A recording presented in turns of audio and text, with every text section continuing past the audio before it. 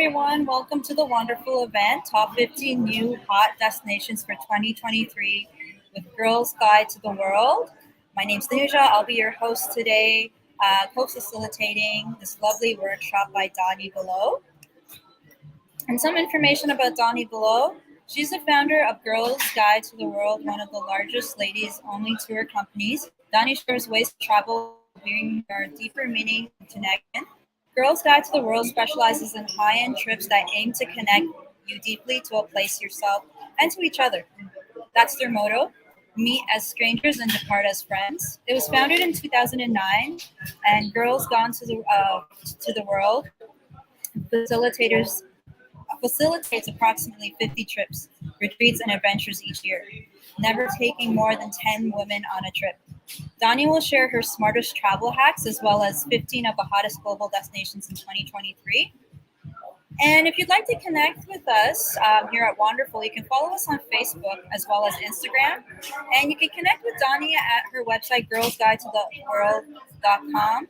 And on Instagram, you can find her at Girls Guide to Paris, as well as Facebook, it's Girls Guide to Paris as well. And some need to know announcements for September. Join your local meetup. You never know what's going to happen in your area, so always sign up to the directory. And you can also join the squad and volunteer, where you can get certain perks as well. Some upcoming events that are happening in the fall are for September 27th, we have Goals Accountability for Your Business. And then we have our Women in Travel Summit in Gdansk, Poland. That's happening in October the 7th to the 9th. There's also a virtual solo travelers meetup happening on October 20th. And Women Supporting Women is a foundation that Wonderful supports. A portion of your membership goes to a different travel organization each month. This month's beneficiary is Adventure Travel Conservation Fund. Visit them at adventuretravelconservationfund.org and follow them on Instagram. For every membership paid, a Wonderful scholarship goes to a woman in need. And these are just some of our sponsors that we here partner at Wonderful with. And without further ado, I'm going to pass it over to Doni now for your featured presentation. Thank you so much, Tanuja. I really appreciate that. And you might have noticed that our URL, our name, is Girls Guide to the World. And the Instagrams are still Girls Guide to Paris and Facebook. So we're changing, that's going to change in the next couple of weeks. We just launched our new website and our new brand identity, Girls Guide to the World, today. So I'm really, really excited about it. And thanks to everyone who came tonight or today, depending on where you are. It's 8 o'clock. I'm here in New York. And I'm just really excited to be with the wonderful ladies, the wonderful, wonderful ladies. I love this organization. It's doing such cool things, really innovative. So I'm just really pleased to be with you. They asked me to share 15 hot destinations for 2023. I just want to let you know, or I'm going to let you in on a little secret. Because we have 50 trips, obviously I did pick places that we're going to, so you can sign up for trips if any of these places interest you. But I, of course, encourage you, if you're really a solo traveler and you want to go completely alone, you should try out any of these countries on your own, with a couple of exceptions. Some places really just have to have a tour guide of some kind or somebody knowledgeable. So let's get at it. Let's go to the next screen. Thank you. So just for those of you who don't know us, I started Girls Guide to Paris, and that was the first name before our rebranding, in 2009. And it really came out of a love for Paris. We actually had an apartment there at that time. We have another one, a different one now. And I frankly, between you and me, I wanted to get out of the politics and not-for-profit world that I was in. But I really wanted to share my love of Paris and my idea, my particular places in Paris with, like-minded women. Women seem to just go crazy for Paris, and I think it's because it's, for me and most people, the most beautiful city in the world. But as things went along, I had a lot of readers. I was sharing all of my tips about Paris. I had this huge content focused site, but I was making no money, which is not good. We all have to pay the rent. So eventually, about in 2011, I started doing tours. We started out in Paris, and then we moved to Provence and other places in France, and then we added in the UK. And voila, now here we are, 11 years later, going all over the world with 50 trips from, Paris to far-flung places like Tanzania, Peru, Iceland, really almost any place you can imagine that's on your list. So that is our motto that you heard before. We meet as strangers and depart as friends. And that really means a lot to me because it's really about connection.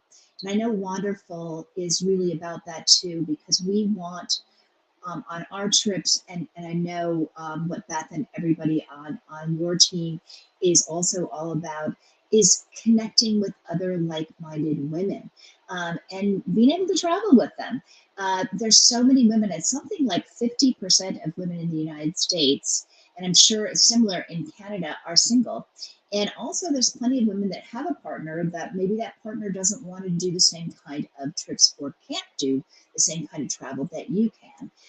So we love to go to all these incredible destinations, but at the end of the day, the best souvenir that you can take away, that I can take away, that anyone can take away from a group trip is some new amazing friends. And we really keep our trips small. 10 is our max. There's a lot of trips with just 6 and 8. And I find that after you get over 10, then sort of the groups sort of become these little segments, and none of us want to feel like we're back in 3rd grade at the wrong lunch table at school. I mean, even if you were the most popular kid, everybody has some scarring that happened when they were growing up on that front. So that's why I don't want to have any of that sort of feeling ever on one of my trips. So even if you come with a friend, we'll say you can sit together the first night, but after that, I want you to sit with other people on the trip and get to know every single person. And that works. It's really a formula that works because we put a lot of effort into this connection. And people stay connected. I actually have a group that came to the Bordeaux area on a writing retreat last year, and they went on their own to New Orleans. They're going to Guatemala. They talk every day on WhatsApp. It really warms my heart. So that's really what Girls Guide is all about. And we do tend to travel in style. These are not discount trips. They're really, trips of a lifetime. We do not ever charge a single supplement, which is really unusual for a lot of women's only trips or group travel in general. So you get your own room. If you want to share, we'll give you some savings, but mainly about 80% of the people come on our trips come alone, and 90% don't want to share. And I understand that, at a certain age, you just, and once you can afford it, let's put it that way, you just want to have your own room. We believe in deep travel. So that means to me, not just checking off a list, like I've been to Paris, I've been to Rome, I did Italy, that kind of thing. I'm not, we are not about that. We are really interested in delving deeply into other cultures, getting to know the women in that culture. You can learn so much through food, through wine, through meeting people. We do that all the time with our trips, and I'll give you some specifics in a moment. We mix it up. We do not have just 30s or just 40s or just 50s. I think that's boring and small-minded. We have had people from 22 to more than 82 on our trips, and I find that mix is absolutely the divine scenario because you can't believe how well actually. The first time I had a 22-year-old girl with two, and there's other people of different ages, but there was two 75-year-old women, this 22-year-old girl. Wouldn't you know, and she had come with her mom. She became best friends with those two 75-year-old ladies. And they encouraged her to really, go for it and do everything that she wanted to in her life. And it was beautiful to see. And since then, she's come on other trips with us. So I think we limit ourselves when we think that we need to only be around our own peers. And this diversity in age, in color, size, shape, where you're from, all of that to me makes a beautiful, um, well connected and really interesting trip, because we can learn from each other, and we have to break out of our box, and that's what travel's all about. Again, I told you we keep it small, and most people come solo. So if you're thinking of joining one of our trips, just know you can come alone with complete security. Let's go to the next slide. Oh, by the way, that lady on the right, we dress up on our Marie Antoinette trip. It's a gas. Everybody goes to their side. They get their photo taken in the Versailles Marie Antoinette era clothes, and they're gorgeous. So the next slide, please. There we go. So I just want to delve into the 15 places that I think are really hot, exciting destinations that we're going to and that I'm really keen on. We're doing a retreat in Estonia. Actually, we just did that. I just got back from the retreat I was there in August. Um, what is, Estonia is a place that a lot of people don't think about. It is right next to Latvia, Lithuania, and then Poland. Actually, went through all of those countries except for Lithuania on this trip afterwards to check out some other ones for myself. But Estonia as a retreat is a really cool location. First of all, Tallinn, the main city that you fly into, is this picture perfect medieval city. It really wasn't bombed during World War II, so it's in really gorgeous shape, all kinds of colors in the buildings. But there's also a really exciting sort of tech thing going on, a lot of entrepreneurs. So outside of that old town, we also discover a lot of the startups, like Bolt was started there, a bunch of really cool companies. So they have another, kind of hipster scene, if you will, kind of a la Brooklyn. And so it's fun to see that. And then we go meet down I think about 2 hours it was, and into a little tiny town, and we stay at a farmhouse with Marika. Marika is a former ballet dancer. She lives in New York and also in Estonia in the summer. And she's a yoga teacher. She's a cookbook author. She teaches us how to cook fabulous vegetarian food using all the local ingredients. We just had the most amazing time when we were there. And it's just this incredibly relaxing, beautiful place. And it's also in the Baltic Sea. We got to swim in the Baltic. So anyway, it was just a remarkable place. So I highly recommend Estonia. Even if you don't go with us, you will love it. There's 1,000 islands there. We also go to a spa, this whole wellness town. So I'm big on Estonia right now. Todos Santos is a place that I fell in love with. My husband and I actually spent 2 months there earlier this year. I think it's going to be the new Tulum. It's sort of about an hour and a half north of Cabo. Nothing like Cabo. It is, a very small old colonial town.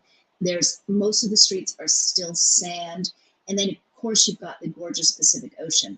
We are going in January because all the whales are there. They're actually giving birth there, so you'll see whales breaching out of the water, jumping out in joy.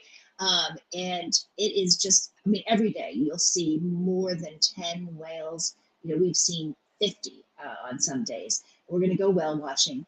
But the cool thing about this trip is it is with a life coach. She's actually specializes in positivity, and she's a trained positivity focused life coach. She is amazing. Her name is Karen Austin. She writes for the New York Times, among many other publications, and she's also a big travel person. Ah, yes, it is a Pueblo Magico, Pam Travel said. It's true. It's a magic town, and I love that that's the way they classify some of these towns in Mexico. It's just gorgeous. I think I might have said it, but it's like hippie meets yoga meets new age chic kind of place. Amazing food. It's just going to be fantastic, but we're going to spend some time each day focusing on a number of different areas. But the idea of the trip is called Finding Joy. It's a great time to kind of refocus on what your priorities are in January. And, you know, especially with someone like Karen, she's also going to teach us or remind us about mindfulness. So that is the key to having more joy in your life. I'm really into that. I've actually created a whole retreat around that. So anyway, another retreat we're doing is another life coach, but in Haute-Provence, so up in the hills where it's a little cooler in the summer, in the town called Nyon. We have a life coach who is also really into people who are interested in becoming expats. She's helped a lot of expats. She's a life and career coach. Her name is Mundy. She's African American. She married a guy who's a French guy who is from this town of Nyon, and they own the olive oil mill. The family does. So we're going to go visit olive oil mills. We're going to get our picture taken in a field like that. But of course, you know, it's not a new destination, but it should be on your bucket list to see the lavender growing in Provence at some point in your life. And I suggest this area because it's not as hot as some of the lower parts of and some of the other areas of Provence, because in the summer it can get really hot there. Very excited about that trip. I think we need to go to the next slide. Thank you so much. So combo trips, for the busy working woman, this is a great, and if you've built up some time, certainly a lot of us have over COVID where we didn't take any vacations and hopefully save some money. It's really exciting to be able to, go to places. And we don't do a lot of multi-country trips because I'm not a big believer in one day here, one day there, because it all becomes a blur. But if you were to take 2 weeks, let's say, or, better part of 2.5 weeks and go to both Kenya and Tanzania, so that is going to be, really a trip of a lifetime. We have an amazing guide in Kenya. She's a fourth generation Indian lady whose family obviously came over to Kenya a long time ago. There's a huge Indian population in Kenya. She is a journalist and a wildlife conservationist, and one of the sweetest people I have ever met in my life. Her name is Rupi. So she's doing both of these tours. And if you've never been on safari, to me, I've been to about 70 countries. Lots and lots of experiences. We took our kids for the first time, a long time ago. It is still one of our family's favorite trips. Since then, I've been about, 6, 7, 8 times. Kenya and Tanzania are really the best places to see the big five. It'll just blow you away. And I'm not a big animal person, and Africa just really it seeps into your soul. And I'm sure you've heard that before, but it's true. Really excited about February. We're going to Australia and New Zealand with a lady who's just lovely, Jean. And of course, we're going to be doing a lot of wine tasting and getting out on the water, and really trying to learn a little bit about the Maori culture. So that's really exciting. Of course, Ireland and Scotland. We think of those of us that really like big adventures. Oh yeah, Ireland, Scotland. But, even though they speak English, you can barely understand them. They are really different cultures than ours, and, very specific and ancient. And there's something moody and just, I guess, the perfect way to put it is my son went to school actually at St. Andrews in Scotland, and my husband said, "Oh, this place, I just want to rent a little house on the sea and write a novel." I mean, it makes you feel like that. And of course, the people are some of the most welcoming in the world. Let's go. And this is a picture in Scotland, I believe. I'm just totally blanking on what that picture is. But I believe it's Scotland. It's Scotland or Ireland, that's for sure. Let's go to the next slide, please. So great adventures. We're really big on that. Um, the one I've got for next year that I'm excited about all of these, but Namibia, another great place to see. You don't see the buffalo, so you have the big four, but what's incredible about Namibia lands, red sand, some of the highest sand dunes in the world. Also, you have the skeleton coast and the beach there, and the salt pans. So it is just a feast for a photographer's eyes. And of course, you also get to see the animals. And what is cool is that there's some really very chic places that we're staying, and that's another signature of ours. Is we really try and stay in 4 to 5 star hotels in most places that we go, and really something special. We never stay in a chain hotel, and we always include at least 2 glasses of wine with dinner, or beer. So you kind of feel like when you come on one of these trips, it's you know really everything is included except for your souvenirs and your flight. But get yourself to Namibia, even if you don't come with us. It is really a hot, really hip, cool destination, and a little bit out off the beaten track of South Africa and Kenya, sort of. I think Morocco and Egypt, of course, what people think first when they think of Africa. Peru, obviously, Machu Picchu is probably on most people's bucket list. The cool thing about our trip to Peru is that we're not only going to there and Cusco and Lake Titicaca that most people do, but we have a lady, Nina, who's organized the trip for me, and has a indigenous local guide coming with us. She owns part of a ranch there, so we're going to spend a day at her ranch. There's some horseback riding opportunities. There's some incredible salt pools that we're going to go visit. We're going to do a farm to table cooking class. So we're going to get to know a little bit deeper, something more about the culture. We're also going to get to visit a school that she's been contributing to and involved with from a charity point of view, and get to play with the kids, which I actually started a charity in South Africa and for kids with HIV. And it's kids bring the world alive and remind us about innocence and humility and about being grateful. We're going to Croatia. Uh, Croatia's been a hot destination for a long time. I'd say probably the last decade. But we're going to go on a sailboat. We're going to rent, charter one or two catamarans. So you get your own beautiful berth. I'm actually a sailor as well. And I found an amazing lady. Her name is Joy. So that seems to be a theme tonight. She is going to be our captain. She's done trips for women on sailboats all over the world, including Thailand. So I'm hoping to do that in 2024. But it's just the right way to see Croatia is island hopping. And we will have a staff, so we're going to be making us breakfast and lunch. And of course, we'll be sipping some wine, and we'll be going out to dinner and doing shore excursions, of course. We have an extension to Dubrovnik, of course. And then Egypt. Egypt, I'm about to go in November. We're going to do another trip next year in November because that's been a really popular trip for us. The cool, exciting thing about it is see these boats that you see in the picture, Dehabaya. So that's your traditional Egyptian Nile boat. And we actually have got our own boat.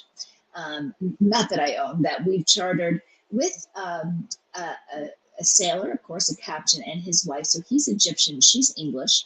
And they just, this is their second boat that they've actually it's brand new, and they've constructed it, but they've made it look just like the old ones. So that is really exciting. The top deck has all these sort of Moroccan poufs and loungy areas. And then we get to stay at the Cataract Hotel where Agatha Christie wrote Death on the Nile. We have an extension to the Red Sea, one of the top places in the world to snorkel. And I think Egypt is back on the hot list because there was a time when you couldn't go to Egypt with the uprising and all that. Now, of course, it's perfectly safe and just really where history began.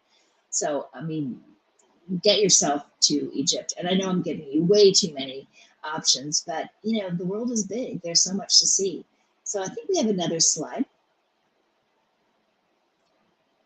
So we're really into, I personally am really into culinary and wine trips. Um, so we've got one to Ile de Ré. Ile de Ré is the one pictured. It is a little island off of the coast of France. It is not known very well, very much by Americans, but it's a very well-known place by sort of Parisians in the know. They call it the Hamptons of Paris. It's incredibly beautiful. This particular town on the island was designed by Vauban, and it's a fortress town with star-shaped walls. So if you actually were able to, put up a drone, you'd see that the town is shaped like a star. It's absolutely stunning, incredible shops. You're right on the sea, of course. There's beautiful beaches. It's a flat island, so there's a lot of biking. They also harvest salt, so we'll be going and learning about that. They grow, and they have a lot of oyster producers. Um, I had a problem. I was going to say it in the French, right? Huître producteur. So that's really fun to try sample the oysters there. They're fantastic. And then afterwards, we're going to go back on the mainland to La Rochelle. Casey, it's not just me leading all these trips. We have 50 trips. There's no way I could do it. So I have about 18 partners, all women. And they all are specialists in the places that they're leading you at. So the other one I'm thrilled about that I'll be on is Portugal. So we're trying out kind of a new theme on this one. Is we're going with a sommelier. Her name is Lori. We did a trip with her to Oregon this year, and you can look her up. She's called the Wine Coach. So obviously, Portugal has been a destination for a long time. What is hot about Portugal to me is Porto. Porto is really having this moment right now. They got a lot of investment. They didn't really have the dire straits in 2008 like the rest of the world did. And what you're seeing is all these shabby buildings that were once grand are being bought and fixed up. So it's really a very cool town, city. If you haven't been, of course, it's the headquarters for Port. So it makes sense for us to bring Lori, who's just a whole lot of fun. She's a sommelier and a stand-up comedian, so she's crazy fun. We just had the best time with her. So we're going to be going on a cruise, just on a small boat of our own on the Douro River. We'll be staying in the Douro Valley in Porto and Óbidos and in Évora at Posadas. So Posadas are the old mansions or villas or monasteries, so old historic sites that the government took over and made into beautiful hotels. So I'm very thrilled about that one. And we're also presenting a slow travel experience to Italy. So I think another hot theme is slow travel. So, a lot of these people's first European trips are like, going everywhere and trying to see everything and do everything, and then I'll come back and this whole idea. Well, I just disagree with that. You just can't get the feeling of a place if you're just running around like that. I remember my dad used to do that on cruises, and he couldn't even remember where he'd been. And by the time he got home, so this is a Relais and Chateau villa outside of Verona. Janet, who does a lot of our Italy trips because she has a place in Venice, and she's English. She's amazing. She went to Oxford, very smart. But she said, let's do a trip at the villa, stay at the villa the whole time, and each day you're going to have different experiences like perfume making, painting, cooking, flower arranging, wine tasting, and just kind of just get to really be in that villa and pretend you're princess or queen for the week. We love to have that kind of in-depth experience in a country. And it doesn't work as well with places like you're only going to go once, like Georgia or, really Tanzania, big safari trip. You need to see, at least 3 different areas when you're in Africa on safari because you just see different animals. But soaking in the beauty and the food and the senses, it's really just a way to awaken your senses to stay at this villa for a week. So I think slow travel is a great and really needed trend because our lives are way too fast. Uh, let's go to the next slide. The other thing I'm all about is doing taking a cultural deep dive. So for me, travel is about seeing places, of course. That makes me feel alive, and I know that's the reason a lot of people travel. But also to connect with other cultures and through their people, through their food, through the wine, through the places, just to walk down the street, to sit at a cafe.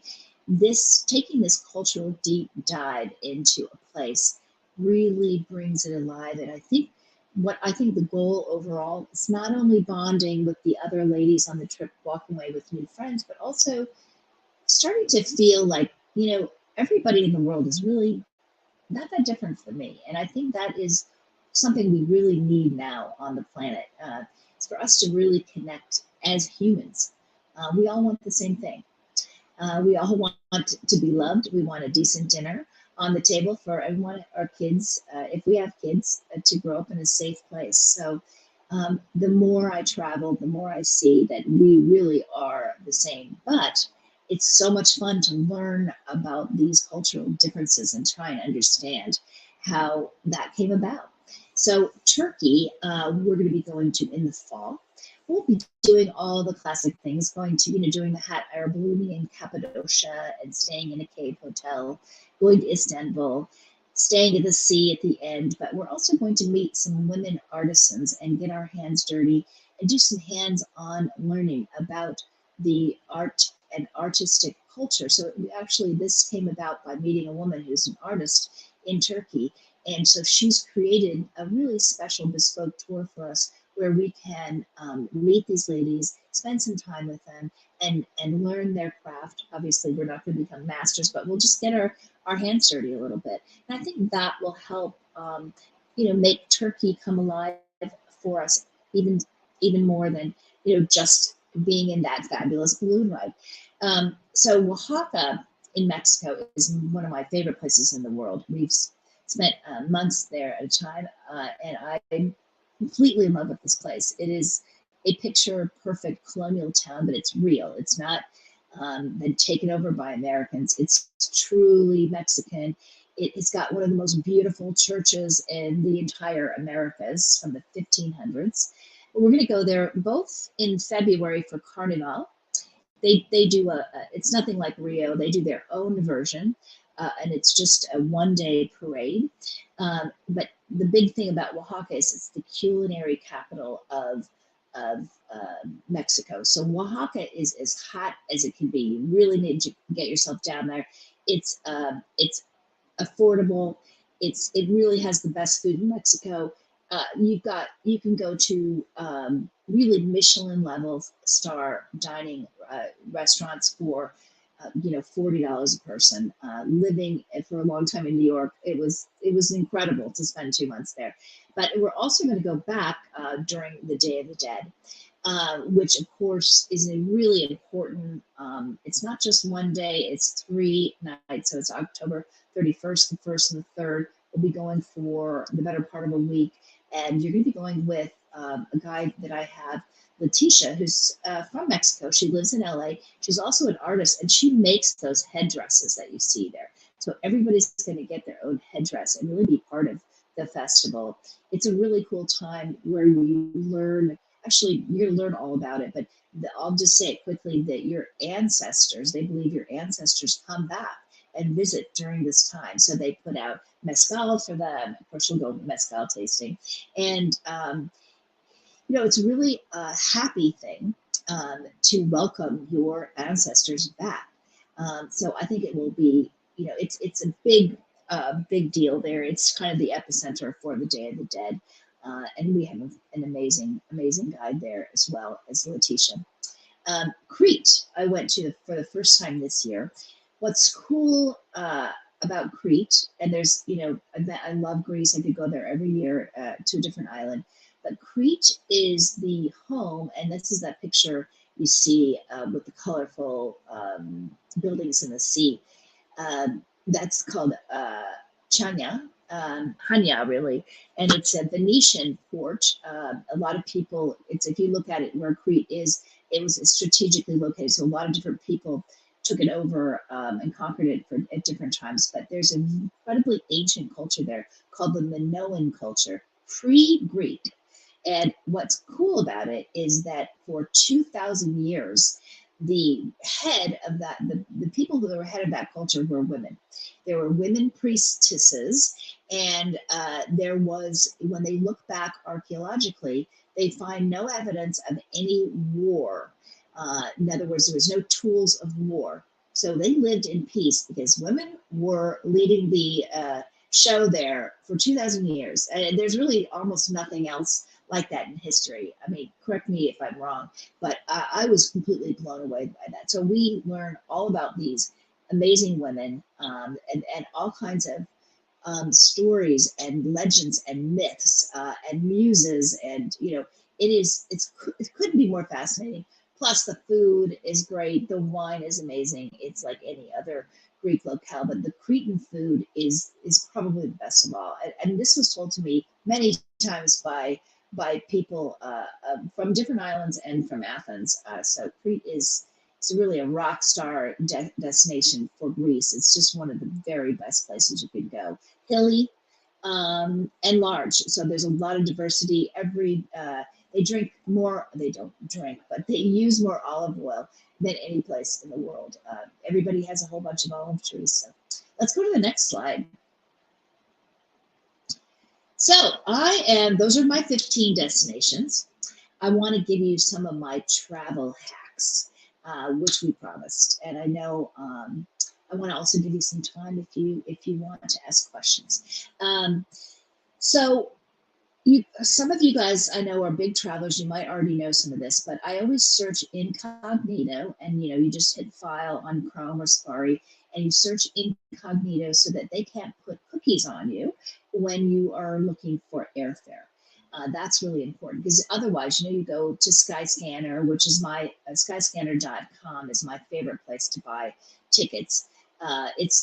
They've done studies, and it's most of the time the cheapest place you can get a flight.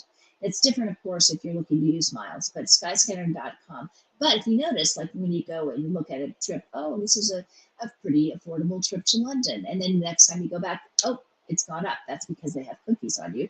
And, they know that you want, because you keep coming back, you want that price and you want that ticket. So search incognito. Buy your tickets 2 to 6 months in advance. Based on this configuration. So the United States, Central America, and Canada and Mexico, you don't need to buy that far ahead. So, a little over 2 months, 2.5 months.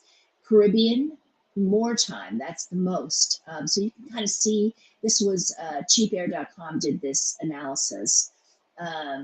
So this idea of buying way in advance really is not a good idea because they don't discount way in advance. And of course, last minute, as we know, is the worst. They also have done a study. They said Sunday tends to be the lowest priced day.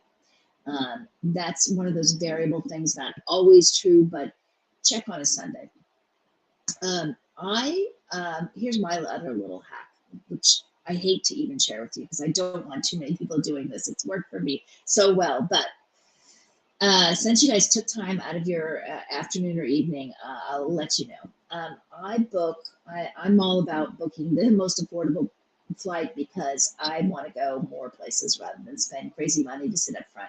So I like an aisle, but if you're a window person, pick one in the back, far in the back. Maybe not the very last row, but pick one, way in the back that has a whole bunch of open seats next to it. Then make sure you're the very last person to board. If somebody comes flying in after you, because you usually have to wait till they say last call. And I just sit, nearby the boarding gate or, in the gate area. and I'm really trying my best to be the very last person on. So if somebody comes flying in, so just kind of look at your phone or do whatever you have to do to, slow it down. So you are really the last person to board the plane, so that they're going to shut that door after you. The reason being is then you can walk slowly to, you have a seat. It's going to be 39J or whatever it is. But as you walk slowly to your seat, you can see if there's other seats open. So I'm always looking for a whole aisle. I'm sure you are too. Um, and they tend to be in the middle usually. So I walk down, and if I see, and it could be, the planes are pretty crowded now. It was really worked well during the COVID era. And of course we're still in that, but you know what I mean, the height of the COVID era. Anyway, so as you walk down, you will see open seats. Take a seat. Nobody really checks, as long you can't, do a bulkhead, or you can't go to first class. But if you see a better seat that you like better, just take it, because you're the last one on, and chances are, and somebody comes on after you, your plan didn't work, you say, oh, I'm sorry, and just get up and go to your seat. You still have a seat. So that's my favorite travel hack. Let's go to the next page. I hope it works for you. And also just some tips for traveling right now. Bring an at-home COVID test or two. Especially if you're in a group and you're not traveling solo, it's just, if you have any symptoms, starting to feel fatigue or a runny nose or cough or sore throat, just test. And then obviously let people know if it comes up positive. We do that on all of our trips. Everybody's vaccinated on our trips, and yet I always ask everybody to do this. And obviously, if you're vaccinated, you're getting this newer strain. It doesn't seem to be too big of a deal, but it is good to know if somebody's getting a little scratchy throat. Well, and this just happened on our trip to Georgia. The lady, had a little sore throat. I said, please test. She tested and she was negative. So then we can kind of relax. So I just really recommend taking a couple of, especially if you're going to places like Kenya and Tanzania, where there's not a pharmacy on every corner like there is in Paris. Pack light. One of the most important things. That is a newbie mistake, not to pack light. Leave room for purchases. Souvenirs, keepsakes, whatever you're going to buy. I have been known, my other little tip is, if you do buy too much and you can't get that suitcase down, if you're in a country that's maybe not in Africa or Asia or Australia, but like Europe, I've been known to send home via post my dirty clothes and wrap up all the nice things that I have in my suitcase. And that has been a great little hack for me. So I don't encourage that, because it means that you did not plan well, or you bought too much. Okay, so I've done it quite a few times. Always buy trip insurance and additional health coverage if your health carrier, if your insurance does not cover you while you're overseas. This is so important now, because if you do get COVID or any other thing happens, you sprain your ankle, your mom gets sick before you go and you can't go. I just have talked to way too many people who have had to eat the money, for their trip. It's just horrible. So make sure you get trip insurance. Pack a change of clothes in your carry-on, just in case your luggage is lost, and make sure your medications are in your bag. That's kind of standard. I think we have another page. Oh, this is another tip, and this is more from the heart. And I think this, to me, is what travel is all about. Be open-minded when you're traveling. And also make sure, you have this vision of what something's going to be like, but you've got to go with the flow. I just, if I'm all uptight because, oh, I missed a train, well, there's going to be another train. Things happen when you travel, just like life. And the more go with the flow and just chill you can be when you're, not controlling. And look, this is something I've been dealing with and trying to work on myself for my whole life. And it's not easy, but that's what makes travel so much fun, is to not take the ups and downs and the things that happen too seriously. And it also makes your life more happy. Um, Trip insurance company. I don't suggest a company because for me, I think it's a conflict of interest. A lot of travel agents and other tour companies will suggest companies, but that's because they're getting a cut. And I just, it's too important of a thing for me to be, selling you. Um, I will say one thing. Generali, we had an experience with them which was not good, so I would not go to Generali. What we do on our website is we have a travel insurance area, and we use Squaremouth. Squaremouth.com is like a kayak or a Skyscanner. It's just a search mechanism for insurance companies. So you type in where you want to go, where you're going. Actually, you don't get trip insurance until you've paid something to either a company like ours or bought your airfare or whatever. So you type in your age, what you want covered, which you want everything covered, and all of the things they ask you basically, and then it'll spit out 3, 4, 5, sometimes 10 companies that will cover you at different prices. And then I know it's a pain, but I usually take the time and I call at least 2 of those companies, because I don't want someone to say, oh, well, you didn't read the terms and conditions and all the little fine print. So I just ask them, well, what if this? What if this? What if this? Because, yeah, it, like all insurance, there's a lot of fine print. So call. And, you're going to have to take an hour to do this, but it is worth it because things happen. So I really highly recommend that. We've had a good experience with Allianz, but you can also just Google, best insurance companies, because that has been reviewed like everything is now. The other little tip I'd have is keep in mind that everybody you meet, either on the trip that you're traveling with or everybody you meet out there on your travels, has an interesting story. Maybe they're not the person that you connect with right away. If you ask some questions, you're going to find out that person is actually maybe more interesting than you thought.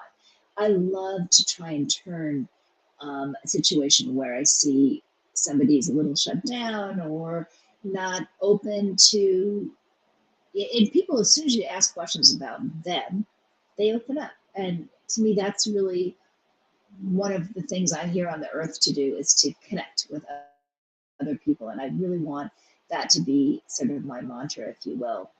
And I love this one. There is no should.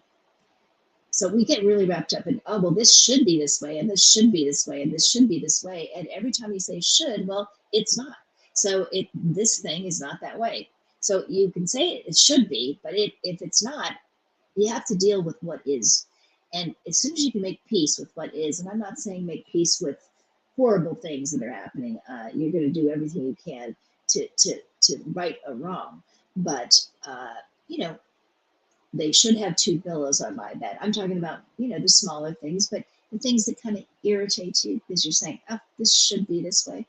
If you can get rid of should, your life and your travels are going to be much better. And then, not something I've been following today, but listen more than you speak. I think we have another slide. So, you've listened to me for a long time. I'd love for you guys to pop up any questions in the chat. Love to answer anything. And, oh, hey, Joy. That's so sweet. I want to let you know that your VIP code, only for the wonderful audience here tonight, allows you to get 5% off any 2023 trip that we have got up on our website now. I think there's 48 trips up there right now. And we're putting additional trips up every day. We've got another few more to go. That discount is good through 10/6, so October 6th. And that's the code. It's wonderful5. And there'll be a place on the website that you can type that in. And I hope you'll go check out the website just for the fun of it. girlsguidetotheworld.com. We're really excited about it. It launched today, so I will warn you, there could be some quirks. There could be a few, there's like 60,000 photos on the site. Some might be blurry. We're fixing all kinds of things behind the scene. That's always how launches go. So I'm hoping you'll feel part of our community and check out the website. Sign up for a trip, but and if you can't, that's fine. I do feel, and I know you guys are all into. Oh, thank you so much. Someone said congratulations. I know you guys are all into travel, but I do think you can even travel in your own backyard. You can travel if the time isn't right and money situation isn't right. You can travel by reading. You can travel just by asking someone else about their story and their story of travels. So I hope I'm leaving you with a good feeling tonight. I really appreciate you joining me. I really appreciate Wonderful for inviting me and for organizing this great presentation and for my beautiful introduction. Yeah, questions. Does anyone have any questions before we sign off? I think I've been talking so long, you're probably all ready to go eat or get another cocktail or glass of wine. It doesn't look like we have any questions. So I think you're all ready to go on one of these trips or hit one of these destinations. So thank you so much for your time. And I hope everybody has a fabulous weekend. From me and Girls Guide to the World, thank you so much. I hope to see you soon. Somewhere exotic, exciting, relaxing, or wonderful. Thanks.